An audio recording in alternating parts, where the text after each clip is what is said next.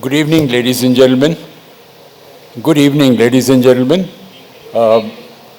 It gives me great pleasure to be here with you all to deliver the opening address for this important session on standards.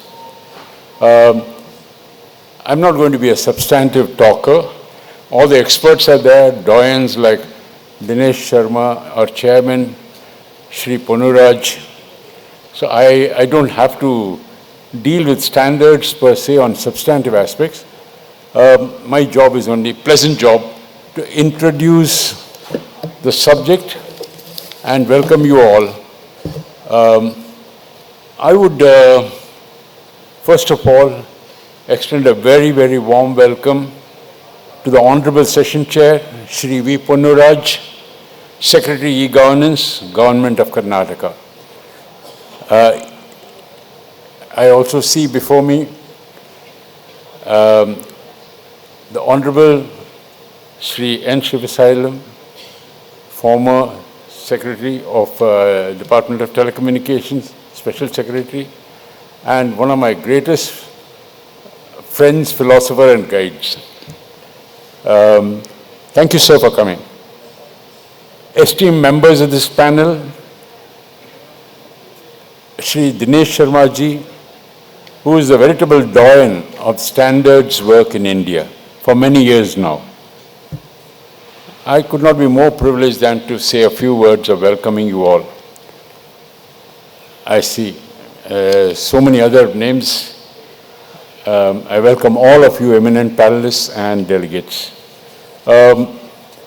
This session is supposed to be a special spotlight on standards in the context of Future Tech Congress.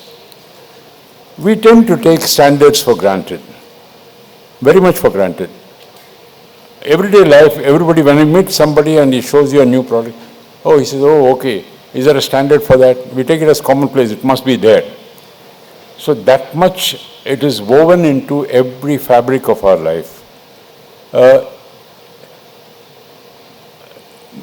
Because of that, it's not commonplace or easy. It's actually, they're all important for every discipline and walk of life, more so in the realm of technology. And in FTC today, we have come together to deliberate on the evolution of technology and about various brands and outcomes, possible trends, outcomes in this area. I'm sure we'll have excellent guidance from our chief guest, Shri Ponuraj, and the experts on this eminent panel. And of course from Dinesh, who is so steeped through and through with the science, the philosophy, and the practice of standards work. So I would just like to take a little bit of your time to give two illustrations that in my view gave me a personal touch with the importance of standards. I would first go back many years. In the 80s, mobile telephony was all about, till the 80s, it was all about analog telephony. Various standards were there, they wouldn't work together, people were struggling with those phones. Big clunky phones, not really very useful. Then came 1982. 1982, a small group of 13 European countries got together. They said, we've got to fix this. What do? Let's set up a standard. Let's develop a standard. And they sat together. That was called the GSM MOU. And that was set up as a group called Group Special Mobile. That's a French word. And that stood for GSM. Today, everybody takes it for granted, global standard for mobile. Actually, the original name is Group Special Mobile. And they sat together for not 1 year, 2 years, for 10 years, from 82 to 92, to come out with such a good digital standard, the GSM standard, one of the best digital standards. There were some 1 or 2 digital standards before that, in Japan, for example, PDC and all, but they didn't take off. They didn't become worldwide. They were all insular. Then came this standard, GSM, which we take for granted. Today, wherever we go, we get connected. Why? Because of GSM. And GSM is the foundation for 3G, 4G, and today 5G. That's where it started. It all came through a process of evolution. And that's a 10-year solid work to develop the standard. And that involved a lot of painstaking work, research, frustrations, failures, but people did come out finally. And you can see the success today. All over the world it is GSM standard. Why I'm saying this, the fact that this sort of digital standard, while these people worked on it, it was not as if, like I said, not known earlier, some form of it. Many of you would be surprised to know that the first cellular digital telephony was experimented as usual by the great AT&T Bell Labs in 1947 in US. But they discarded it after a trial. Oh, it's not going to take off. That's how premature a decision was there without doing the solid standards due diligence. And that's what was done there. But not only is this important, ladies and gentlemen, what I want to do is bring that into Indian context. We in India think many of those things have come through by fluke, or we adopted some other countries, or we happen to be lucky. Not so. I'll give this example, which I know of mobile telephony.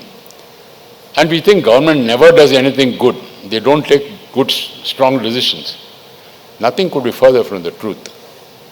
In 1992, 10 years after the start of the GSM standards work, and the first trials, field trials were going on in Europe, in some countries. Just imagine that situation. It's a brand new standard, not tested, just trials going on. Here in India, a group of experts sitting in Sanchar Bhavan in Delhi, the headquarters of the Department of Telecommunications, they at that time decided India didn't have telephony, mobile telephony. Just imagine, our neighbors, Nepal, Bangladesh, Pakistan, all had some form of analog telephony. We didn't have any. And these people sat together and they said, let's think of introducing that, so we'll put out a tender. And what's the standard we'll specify for the tender? Those remarkable men, they decided that day that it should be GSM digital. And that was a very, very bold decision of those people. And that's what has given India its great catch-up in telephony. Because until then we were nowhere.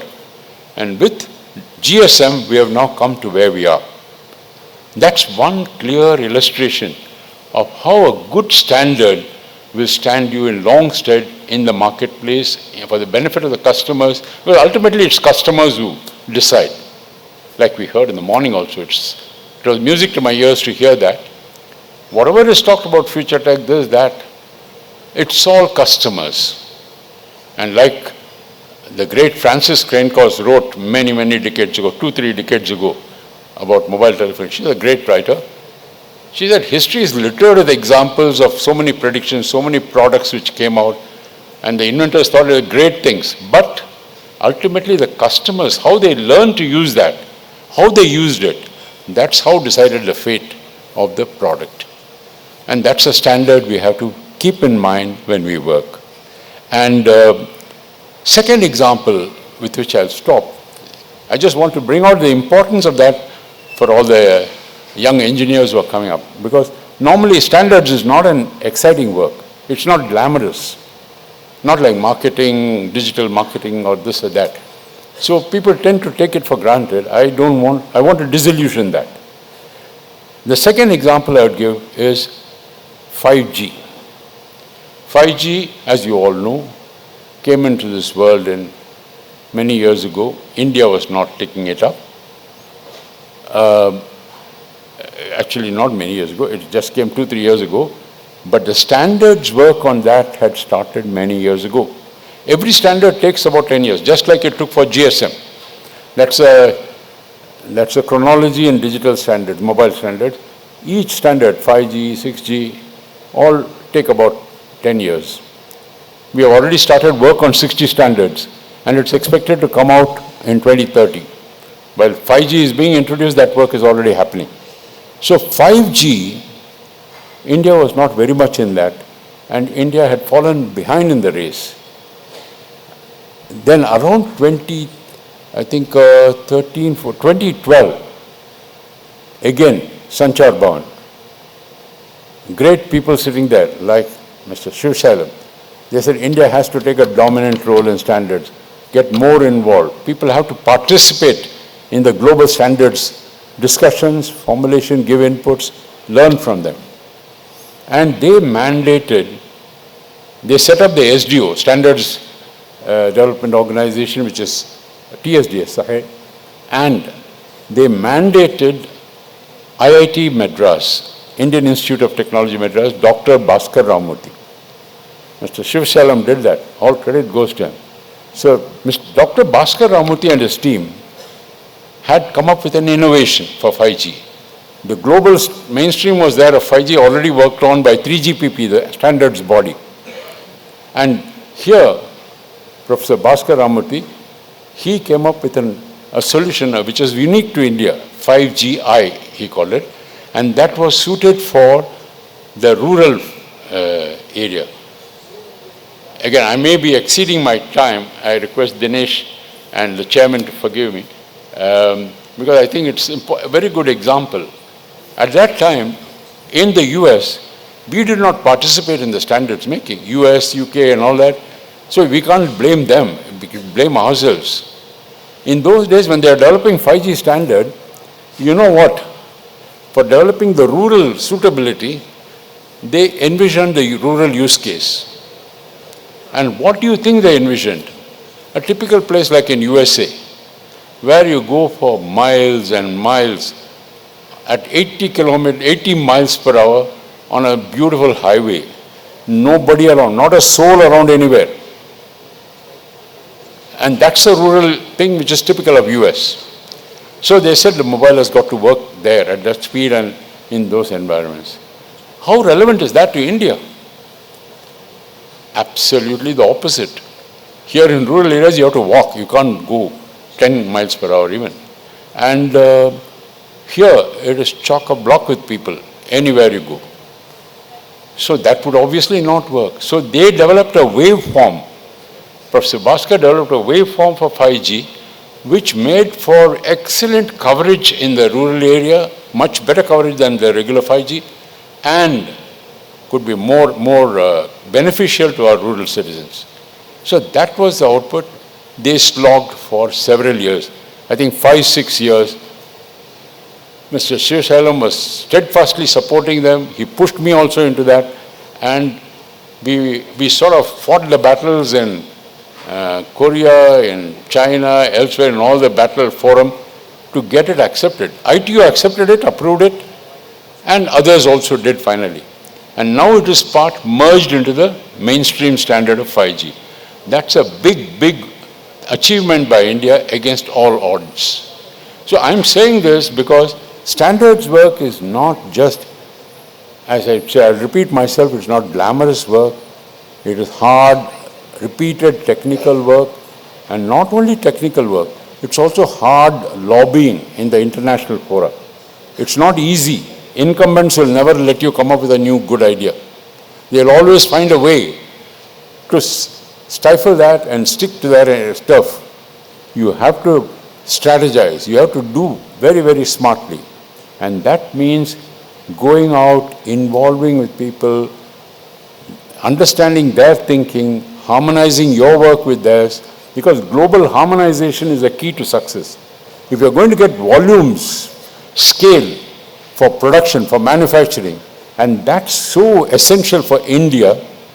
India is the ultimate market in terms of price sensitivity. All you entrepreneurs know it. So unless we have a low-cost product, we cannot make it take off. For that, you need harmonization, you need global standards. So these two examples I wanted to place before you as illustrations of what I think is the importance of standards. We need people like you, smart young engineers. You go to any forum, 3GPP or ITU, you'll get 20 to 25 people coming from China, all engineers. They'll cover all the committees. They'll listen to everything, make submissions, contributions.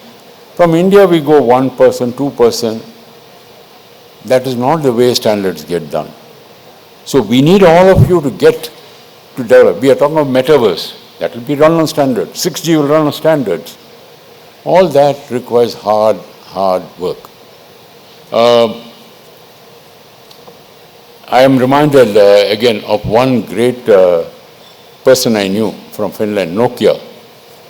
In one context when we were discussing about standards, and Scandinavian countries know all about it because they have seen the advent of mobile, they were stuck with analog and NMT and all.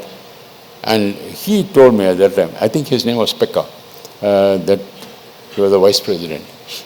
He said, TV, it has to be a case of sisu. That's a Finnish word. It's a Finnish word which probably there is no exact translation into English. Like for example, for our Indian word, dharma, there is no English translation. But it's a combination of so many meanings, justice, this, that. Like that, sisu is hard work, resilience, persistence, perseverance, so many stoic determination. He said that is the sort of thing that's needed to drive home a good standard. And I request you all to bear that in mind and go forward with great purpose and vigor.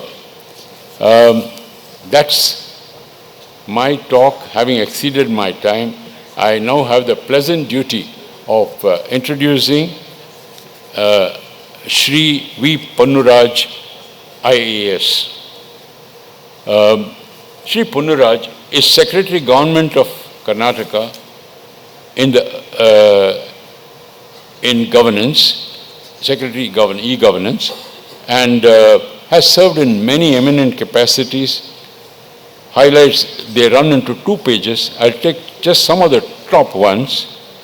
He has been Secretary, Municipalities and Development Authorities. He has been Managing Director, Bangalore Metropolitan Transport Corporation, BMTC, which is one of the country's largest transport undertaking. He's been Managing Director of Karnataka Power Corporation, KFCL. He's been in many such important assignments. Infrastructure, urban infrastructure development, Managing Director of that. So with this sort of profile, he is going to give us great benefit by chairing this session and taking the discussions in a good way forward. He has also been the winner of many awards and recognitions. He was conferred the National Award for Excellence in E-Governance for his contributions made in Bhumi project. He was also conferred the National Project for State COVID War Room. Please put your hands together to welcome Shri V. Ponnuraj. Sir, please come.